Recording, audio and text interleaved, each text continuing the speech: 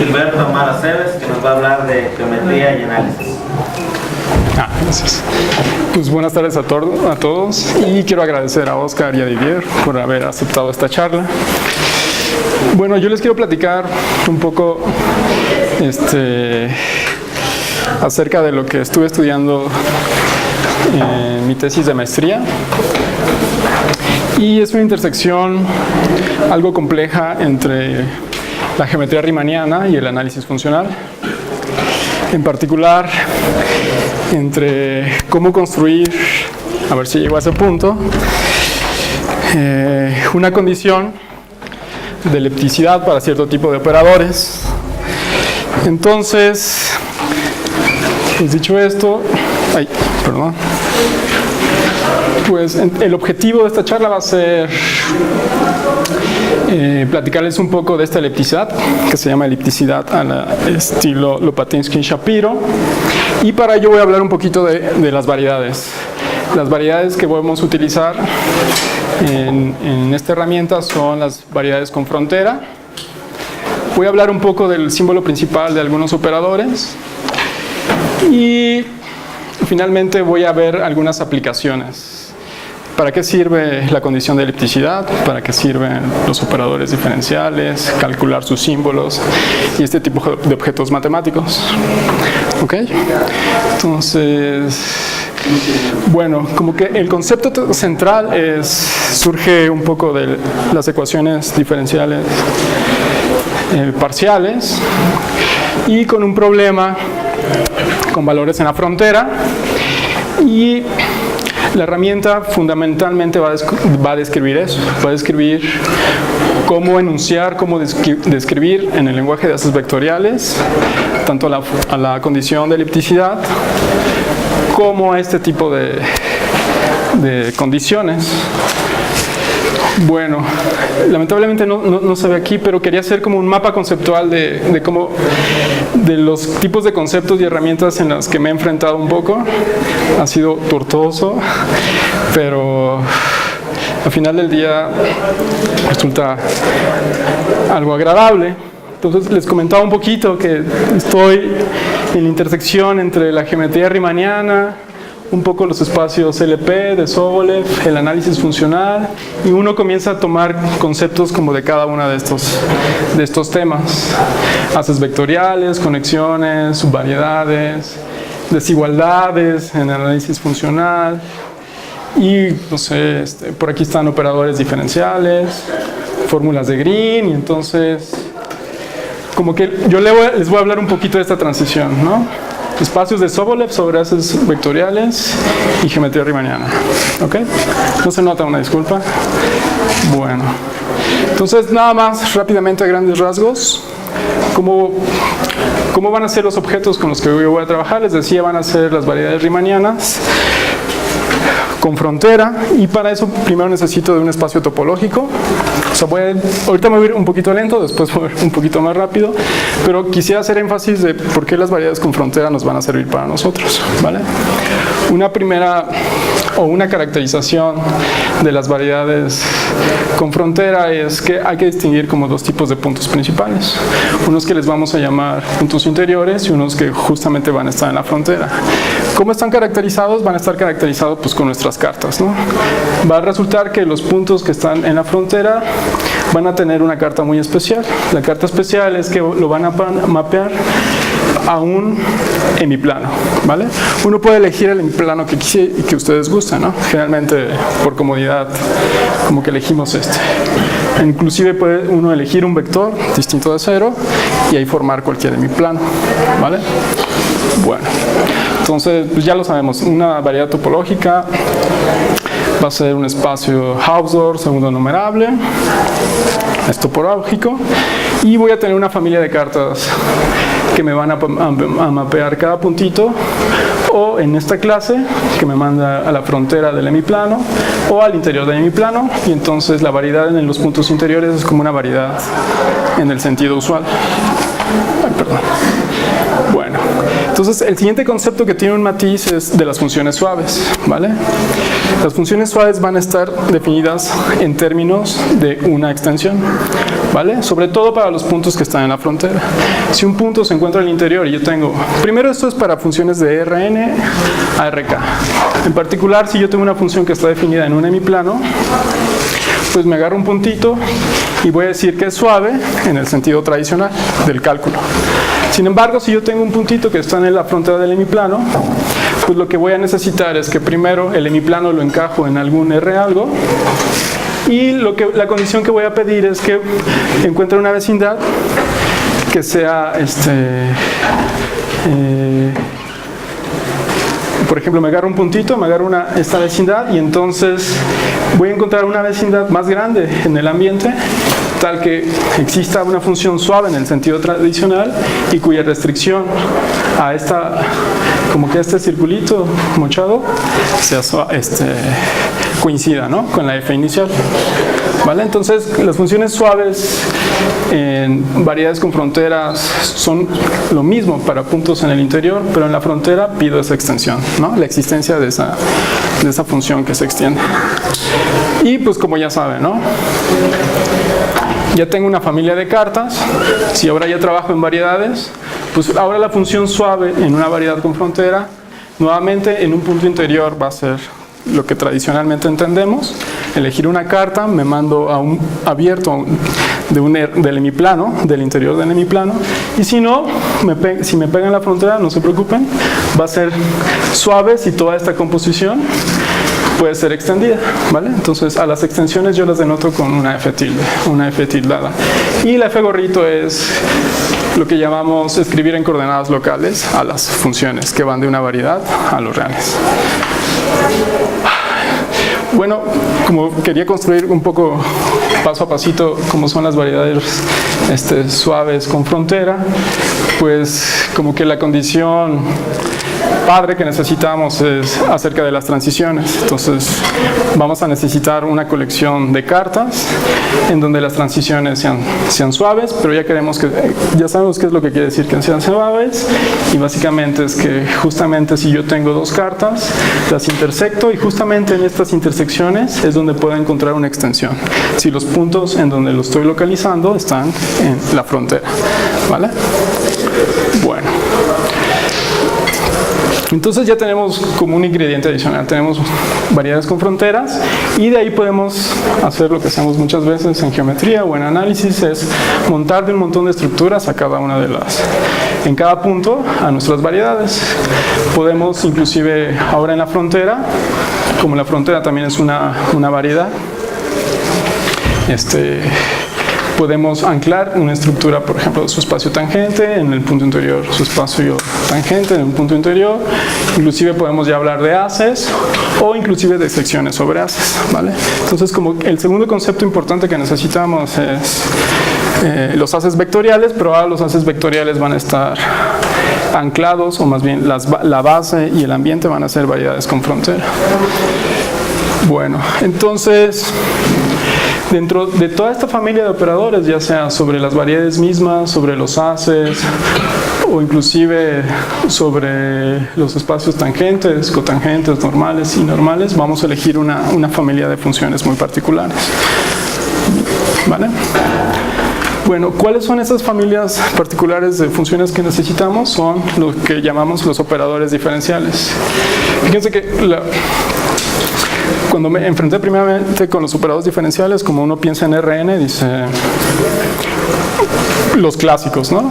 Uno piensa en laplaciano, derivar parcialmente de orden arbitrario, y entonces primero lo que uno pensaría es, pues si estoy trabajando sobre variedades, necesito localizar a las funciones y luego recuperar la noción de operador diferencial para funciones de Rn en Rn, ¿ok?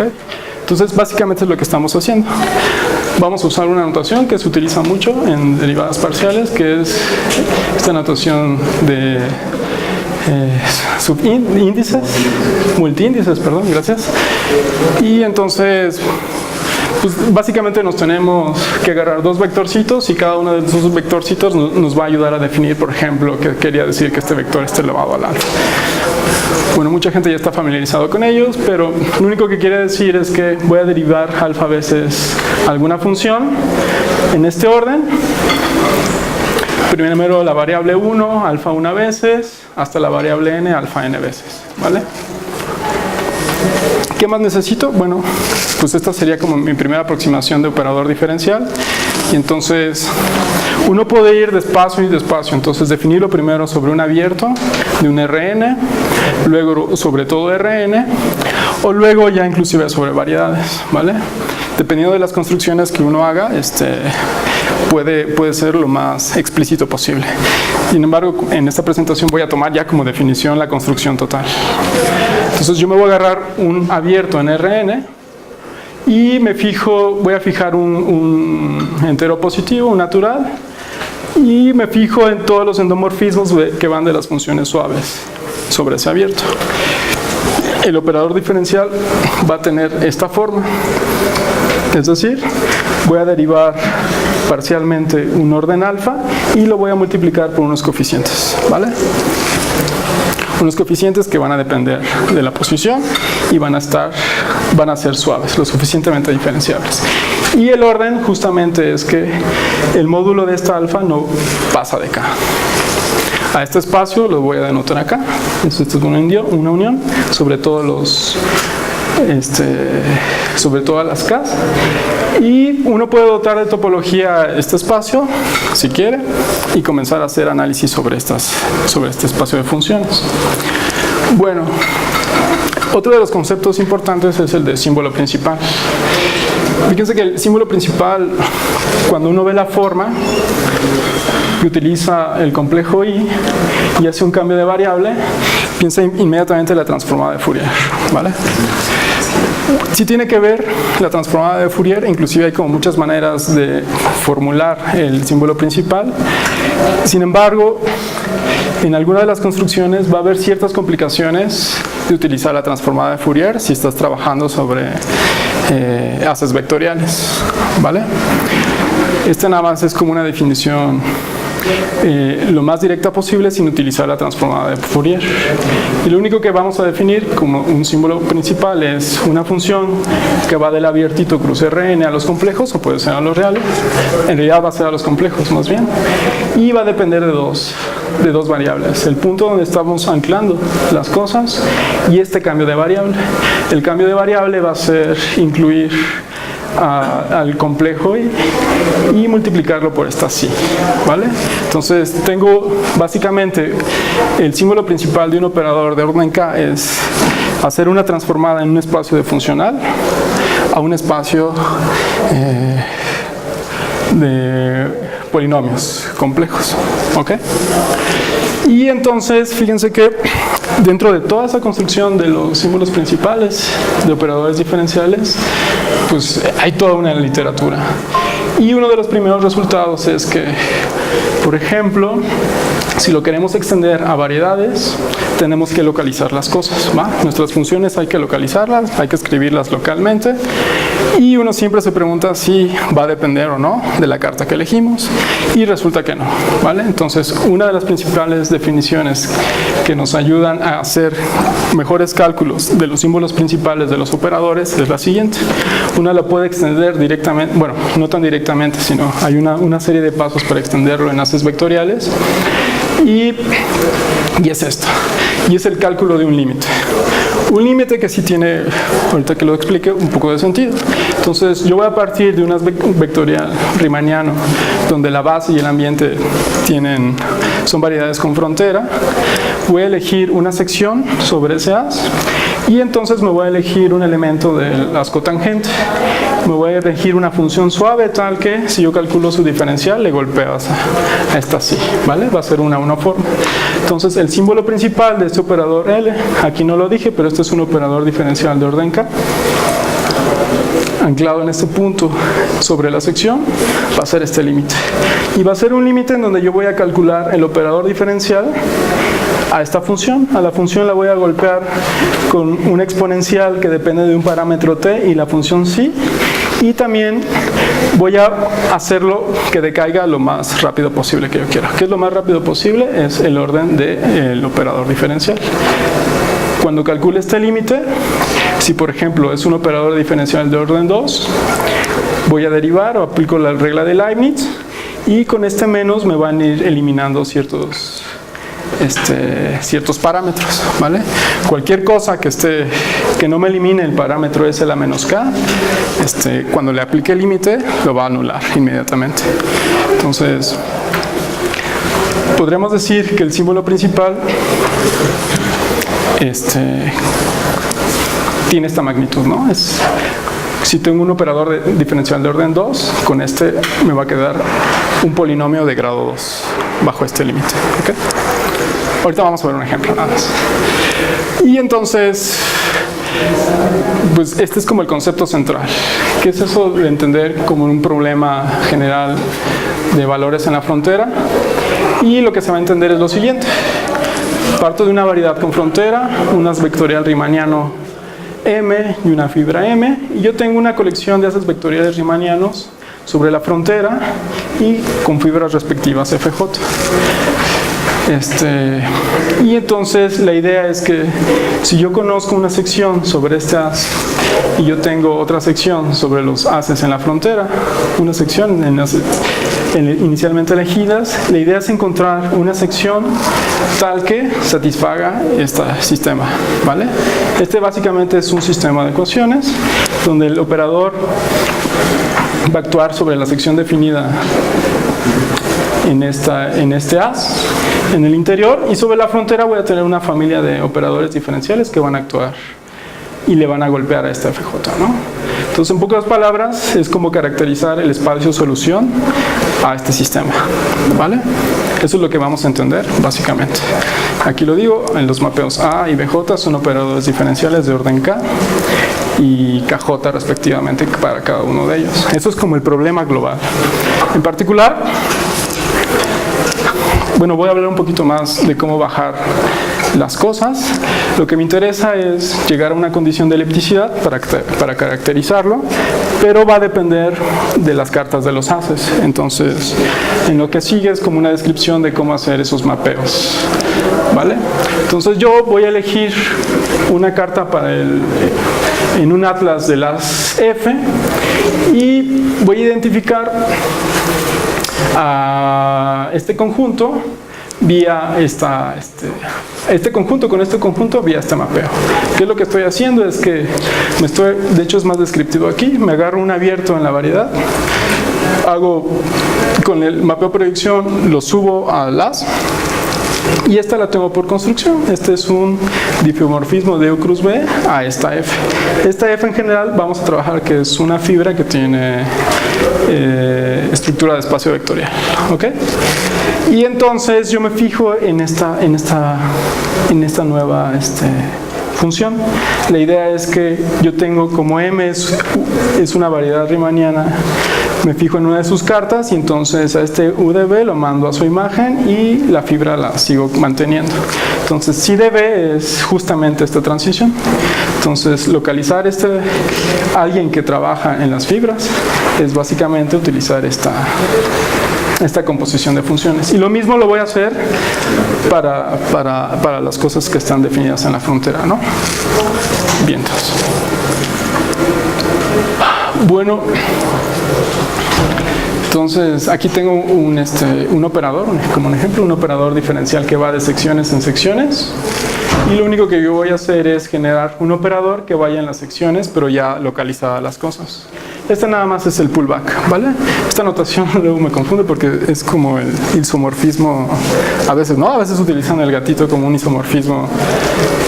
No recuerdo si es el de ida de los campos a las formas o a los cocampos, o ya no recuerdo. Pero este es el pullback de secciones. Entonces, un operador diferencial lo único que voy a hacer es pullbackear las cosas y localizarlas, que es básicamente lo que estoy diciendo aquí, ¿no?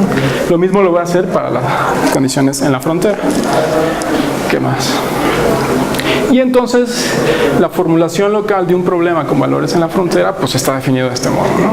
Entonces voy a agarrar cartas en los atlases, me voy a agarrar tanto en la variedad como en los ases vectoriales, me voy a agarrar las secciones ya localizadas y nada más es una traducción. Entonces el operador ya va a estar localizado junto con su sección y le debe golpear a esta sección. Entonces es un problema de, dadas eta y teta, encontrar una sección localizada tal que cuando yo aplique este operador golpea a esta, y cuando yo aplique un operador definido en la frontera le pega a esta otra. Bueno, perdón. Y entonces ahora llegamos a la definición con la que he estado un poco peleándome, y es una condición de elipticidad a la Lopatinsky-Shapiro, ¿vale? Al parecer hay una familia de condiciones de elipticidad. Esta en particular es a la que más me he enfrentado y parece ser bastante razonable por lo que sigue, por sus aplicaciones. La idea es que yo tengo un problema con valores en la frontera, donde hay operadores definidos tanto en el interior como en la frontera. Y hay una técnica en donde que me va a permitir definir un operador global que va a cumplir ciertas condiciones, ¿vale? Para definir ese operador global, lo que necesito es mostrar que cumple alguna condición de elipticidad, ¿vale? Esa es como la línea que ahorita he estado estudiando. Y en particular, si cumple esto, va a cumplir un montón de cosas. Entonces es ahí donde entra el análisis. Por ejemplo, van a entrar los operadores de Fredholm, que es como los operadores más padres después de aquellos que son invertibles, por ejemplo. ¿Ok? Entonces, nada más pues, les digo la letanía. Un problema con valores en la frontera anterior es llamado elíptico en el sentido de Lopatinsky-Shapiro, sí, solo sí, para cualesquiera cartas de M y para cualesquiera cartas de aces en el as definido en los puntos interiores de la variedad y en los puntos frontera, respectivamente, se satisface que el operador A es elíptico a secas. ¿Eso qué quiere decir? Es que si yo calculo el símbolo principal de este operador, resulta que va a ser un isomorfismo entre fibras. ¿Ok? Sí, solo sí, yo elijo un vectorcito que sea distinto de cero. Y la otra condición es que justamente en los operadores en la frontera van a ser elípticos. Si para cualesquiera puntos que yo me tomo ya localizado y un vector al que le voy a quitar una componente, porque justamente como que estoy trabajando en la frontera, voy a hacer un cambio de variable. El cambio de variable es que calculo el símbolo principal, pero ahora sobre este nuevo vector, ¿no? Que en el fondo es poner una parcial, un complejo, y no lo digo, es un vector unitario, donde es ceros en todos excepto en la última componente, ¿vale? ¿Es como un vector normal? Es como un vector normal, sí, porque haz de cuenta que le falta en la última componente un 0. Entonces, en la última componente le vas a poner lo que le falta, ¿no? Es el 0, 0, 1. Entonces, este nuevo operador es el que voy a demostrar. Si es una biyección, me va a ayudar a caracterizar a la elipticidad en el sentido de Lopatinsky-Shapiro. ¿Ok? Fíjense. Aquí el símbolo principal depende fundamentalmente de las cartas. Entonces, en el estudio, lo que vamos a hacer es, primero, el problema de valores en la frontera con el que nos vamos a enfrentar es con las formas diferenciales, en particular con secciones sobre las formas, y vamos a elegir dos tipos de operadores sobre la frontera. Uno es calcular la componente tangencial, y lo que vamos a hacer es calcular el símbolo principal para el operador la derivada exterior y covariante. Formamos el laplaciano y entonces nuestro nuevo problema se convierte en un problema análogo a de Dirichlet, ¿no? Un problema tipo Dirichlet. Bueno, entonces más o menos les voy a platicar qué tipo de operadores con los que hemos estado trabajando, y la idea que tengo una variedad con frontera, y me tomo las secciones suaves sobre el asa exterior, y ahí podemos definir la derivada exterior, ¿ok? Con la ayuda de una conexión inducida, ¿vale? Y tenemos también una derivada covariante. Hay una relación entre ellas si utilizamos, por ejemplo, el operador de estrella de Hodge, ¿vale? Hay una relación entre la derivada exterior y la derivada covariante. Y entonces vamos a formar el operador de Laplace-Beltrami, que es justamente la suma de estas dos composiciones, ¿no? Bueno, el operador que vamos a utilizar en la frontera, yo le llamo operador, aunque en realidad nada más es como una proyección, es justamente como estamos trabajando en la frontera y la encajamos en la variedad, va a tener los vectores que están definidos ahí, van a tener dos componentes, ¿no? Una componente tangencial y una componente normal. Entonces este operador lo que me va a hacer es solamente proyectar la componente tangencial de cómo se describen las secciones en cada uno de los elementos de los campos definidos en las tangentes, o el as restringido a la frontera. ¿Y entonces? Estás suponiendo que es libre de torsión. Estamos suponiendo muchas cosas. Sí, de hecho no he platicado. Perdón, sí, me faltó decir muchas cosas en torno a la geometría, ¿no? Pues sí, estamos suponiendo eso. ¿Se puede cualquier conexión? Pues parto de una conexión. No, sí, no. Entonces, bueno, les había puesto un cálculo. Por ejemplo, híjole, creo que no se ve, ¿verdad? O más o menos. Por ejemplo, si yo tengo la codiferencial, la derivada covariante, perdón, la derivada exterior, es muy fácil calcular el símbolo principal porque lo único que tenemos que elegir es una uniforma, multiplicar a esta sección con esta exponencial y nos arrancamos, ¿no? Nos arrancamos. Y por ejemplo, si yo trabajo con el laplaciano de conexión, es la misma historia. Agarramos una B, lo golpeamos con la exponencial de esta phi, que es suave, y por una función S, y comenzamos a calcular primero esta parte. Fíjense que esta parte ya no la calculo porque justamente cuando yo calcule el límite me va a quedar el operador de mayor grado, ¿vale? Entonces, hacer las cuentas de esta no las puse porque justamente en el límite se me van a eliminar. Pero es básicamente utilizar la definición de la derivada covariante para esta composición. Hacemos un poquito de Leibniz y pues nos toca volver a hacer Leibniz sobre este producto de funciones, ¿no? Entonces, bueno. Entonces, ¿a qué llegamos? Bueno, aquí siguen siendo las cuentas, por ejemplo. Entonces, por ejemplo, me queda algo de este estilo, ¿no? Justamente cuando vamos a golpear con S a la menos 2 y calculamos este límite, me van a quedar los términos de mayor orden, ¿vale? Si por ejemplo este tiene orden 1 y con este orden 2, en el límite se me va a ir a 0 y me queda algo muy particular. Entonces el símbolo principal para el laplaciano conexión es justamente el módulo de esta fórmula. Bueno, no he hablado de pero este es el as inducido. Este es un as inducido. La identidad en el as inducido. Bueno. Entonces, nada más un poquito de historia. Este trabajo se formuló a partir de un libro de Günther Schwarz que se llama Hodge Decomposition and its applications on boundary value problems, ¿vale? Él hace sus cálculos, de hecho no los hace, como casi todos los libros. Entonces un poco fue hacer el relleno de esos cálculos, ¿no? Fue hacer el relleno de los cálculos, pero justamente el cálculo de los símbolos los tomo de cómo Peter Topping en su libro de Lecture Notes on Ridging Flow hace los cálculos. Comparados con los cálculos de Hamilton, que localiza todo y lo hace todo a pie, como que Peter Topping tiene una manera muy elegante de demostrar las cosas. Entonces lo que hice nada más es pues copiar cómo Peter Topping hace sus cálculos, ¿vale?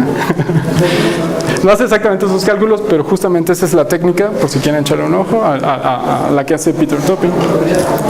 Bueno.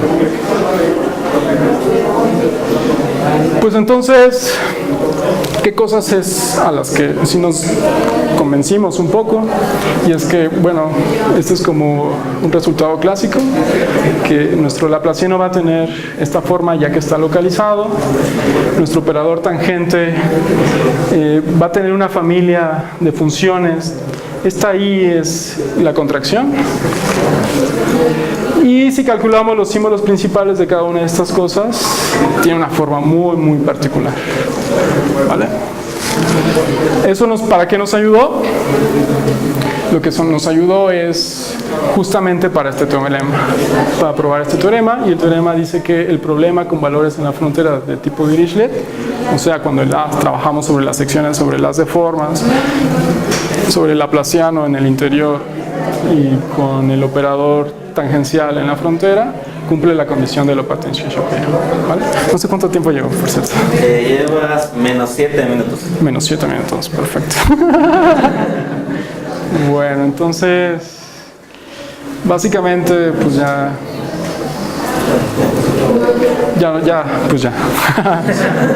Bueno, había puesto un esbozo de la demostración de cómo lo hicimos, y probablemente pues quisiera terminar con esto, ¿no? Que el hecho de que cumpla ese tipo de elipticidad, voy a tener un teoremazo, y yo le puse un teoremón, ¿no? Un teoremón, de hecho es un poquito antes, un poquito después, creo que aquí les cambié el orden, pero la idea es que yo puedo inclusive ya involucrarme en el análisis, puedo construir los espacios de Sobolev sobre secciones de haces, y básicamente una vez que construyo los de Sobolev sobre nuestro caso particular, lo que uno demuestra es que es un operador de Fredholm. Demostrar que es de Fredholm va a tener un montón de implicaciones, y una de las implicaciones más fundamentales es que si ustedes están interesados en alguna de las descomposiciones para las formas armónicas, uno puede descomponer el espacio de formas armónicas o llevar a una especie de descomposición de Hodge. De hecho, se basa en una descomposición que ulteriormente hizo Murray y la de Schwarz, que es como el aporte que él ha tenido. Pues creo que ya, ¿no? Entonces, pues gracias.